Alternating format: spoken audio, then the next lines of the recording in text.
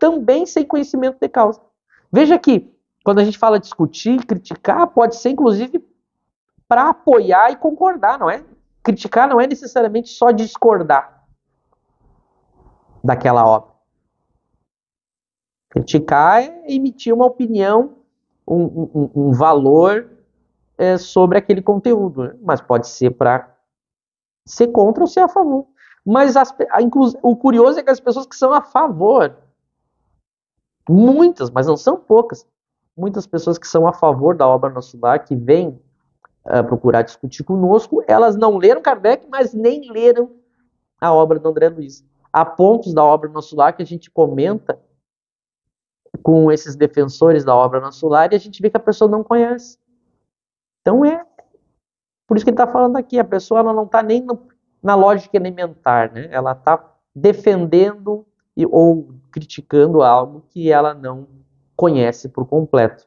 É muito difícil, a gente conversa com pessoas do Brasil e do mundo inteiro e as pessoas não leram as 23 obras de Kardec e elas escrevem livros, elas escrevem jornais, revistas, elas dão palestras, elas dão curso, elas presidem casa espírita, elas abrem casa espírita. E elas querem discutir conosco. O problema é que quando a gente vai discutir, eu estou falando aqui da boa discussão, tá? Não estou falando de discutir, de brigar, mas aí a gente vai discutir com a pessoa, daí cada opinião que a gente emite para fundamentar o que a gente está defendendo, a pessoa não conhece o que a gente estudou. E aí a gente tem que ficar ensinando para ela e mostrando os equívocos do raciocínio dela, porque ela não leu. Então, na verdade, isso não tem sentido. A gente deveria, antes de buscar uma discussão, ter um conhecimento. Imagina se, para as outras áreas, embora isso também exista, mas para as outras áreas, se a gente dá um exemplo, fica mais claro. Imagina eu, que não sou médico, nunca tive um dia de aula de medicina, o que dirá um semestre.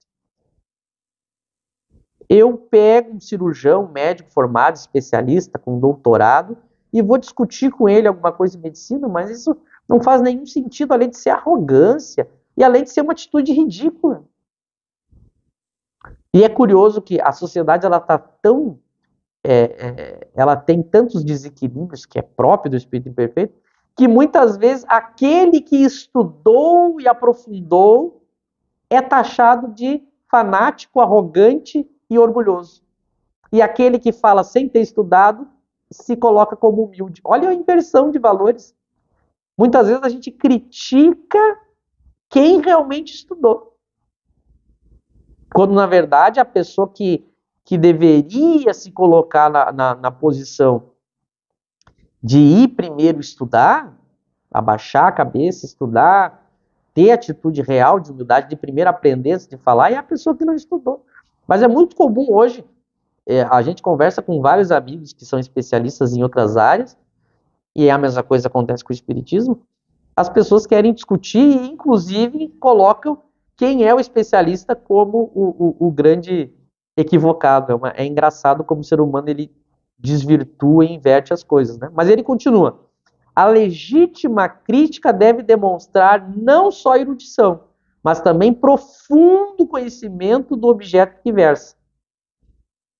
Então não basta eu ser uma pessoa que tem uma erudição, um conhecimento grande, mas eu tenho que ter também um conhecimento grande do que eu estou tratando.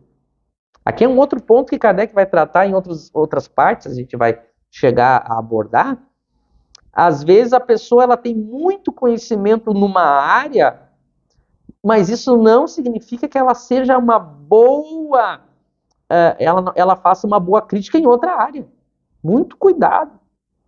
Acontece muito isso. A gente tem muitas pessoas de muito conhecimento no próprio meio espírita, pessoas especialistas nas suas áreas, mas quando o assunto é espiritismo, ela não tem conhecimento. A gente vai ver a quantidade de pessoas de ciência que, inclusive, defendem a obra do André Luiz Nosso Lar. São pessoas de ciência, especialistas nas suas áreas. Só que as suas áreas não dão competência para que ela possa avaliar a obra de um espírito. tratando sobre o mundo espiritual. Aí eu preciso me especializar em outra área, nesse caso, na área do espiritismo, que é quem trata do assunto. Então eu preciso ter um conhecimento do objeto que eu estou versando, porque não adianta eu conhecer vários objetos, mas esse que eu estou procurando falar eu não conhecer a fundo. Juízo reto e imparcialidade a toda prova. Isso aqui é uma outra coisa interessante. A gente tem que ter imparcialidade no estudo. Há muitas pessoas que elas defendem uma ideia e então elas não são imparciais, elas não conseguem colocar de lado a simpatia que elas têm pela ideia. Mas quando eu vou fazer um estudo crítico, eu tenho que deixar a minha posição em aberto, nem que seja momentaneamente. Eu digo, olha, eu ainda não sei que lado eu escolho, com quem eu fico, então eu vou analisar os dois. A gente tem que treinar a imparcialidade, isso é fundamental na busca do conhecimento. Muitas pessoas que escrevem obras, inclusive defendendo alguns espíritos, e essas obras modernas aí, chamadas espíritas, elas defendem a obra porque elas gostam do médium. Isso é curioso. Como elas gostam do médium, elas defendem a obra. Qualquer pessoa que criticar a obra, elas veem com maus olhos, porque elas gostam do médium. Então elas são parciais na análise. Então a gente tem que ser imparcial, separar as coisas. Você continue gostando do médium. Aliás, nós gostamos do médium. Nós gostamos, temos simpatia pelo médium. Não tem nada a ver uma coisa com a outra. Mas o conteúdo daquela obra que ele psicografou daquele espírito, a gente está tecendo críticas e críticas severas mesmo, deixando bem claro que a gente discorda. Então a gente tem que aprender a ser imparcial. A gente um dia também defendeu as ideias da obra Nosso Lar. Aí depois vieram outras pessoas que discordaram da gente, que nos deram outros argumentos, nos mostraram outra visão, e aí a gente foi aprofundar o estudo com imparcialidade, até que a gente viu realmente. Agora que eu tenho o conhecimento completo, eu estudei de uma forma imparcial, eu vejo que não faz sentido do ponto de vista espírita das obras de Kardec e essas obras que vieram depois. Percebe? Então a gente tem que ter essa coragem de jogar fora, deixar de lado a nossa parcialidade, para analisar friamente. Às vezes não é fácil, mas a gente precisa fazer isso, porque a gente precisa.